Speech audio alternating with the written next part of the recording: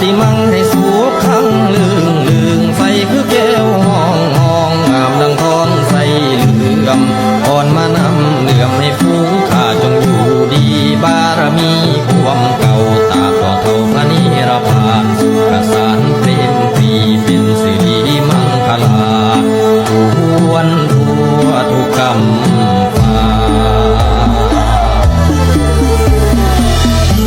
ขอแห่งบารมีคุณพระศรีพระชินวรขอพรเจ้าฟัง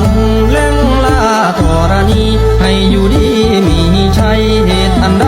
ให้เจริญอย่าได้ทำความอย่าได้จน